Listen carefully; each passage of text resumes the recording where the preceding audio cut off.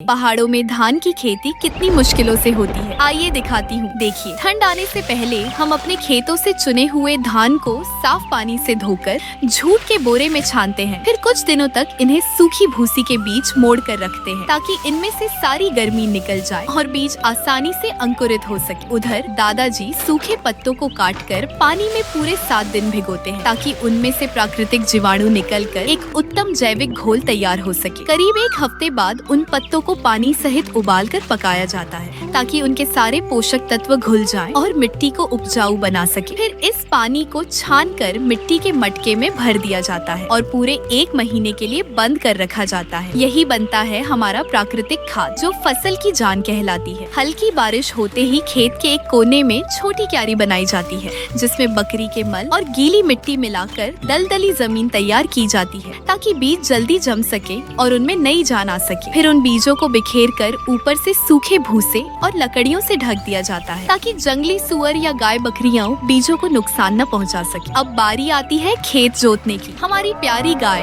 तितली अपने ओठ पर बंधे हल से धीरे धीरे मिट्टी को पलटती है। गाय बैलों से खेत जोतने से मिट्टी में हवा बनती है, कीड़े मरते हैं और फसल की जड़ें मजबूत होती है। 10 से 15 दिन बाद जब अंकुर निकल आते हैं तो भूसा लकड़ियाँ हटा दी जाती है ताकि पौधे ताजी हवा और धूप पा सके। फिर हम 1 महीने पुराना प्राकृतिक खाद निकालकर बीजों पर हल्का छिड़काव करते हैं जिससे कीट और रोग पास न आए। इसके बाद इन पौधों को उखाड़कर बड़े खेतों में रोपा जाता है। 4 से 5 दिन के भीतर पूरा खेत हरियाली से भर जाता है। लगभग 4 महीने में ये धान पकने लगते हैं और इस बीच हम छोटे छोटे बत्तख के बच्चे खेत में छोड़ देते हैं ताकि वो कीड़े मकोड़ों को खाकर फसल की रखवाली कर सके। लेकिन इस बार इंद्रदेव कुछ और ही सोच रहे थे। बारिश ज्यादा हो गई और आधी फसल पानी में बह गई। बाकी बची फसल को हमने जल्दी जल्दी काट लिया। धान के भीगे दाने घर लाकर छोटे से आंगन में फैला दिए ताकि धूप में सूखकर उनका स्वाद और खुशबू बनी रहे। जब दाने सूख जाते हैं तो उन्हें पुरानी देसी मशीन में डाल ऊपरी छिलका अलग कर लिया जाता है। फिर छलनी से छानकर चमकते सफेद चावल को डिब्बों में भर लिया जाता है। और देखिए कितनी मेहनत, कितनी लगन और कितना प्यार चाहिए होता है ये गमगमाता खुशबूदार चावल उगाने में। भले ही यहाँ जिंदगी थोड़ी कठिन हो पर अपनों का साथ और मिट्टी की मिठास सब कुछ आसान बना देती है। मुझे पता है इस वीडियो को वही लोग लाइक करेंगे जो अपनी खेत की मिट्टी से सच्चा प्यार करते हैं और चावल के एक एक दाने का महत्व जानते हैं।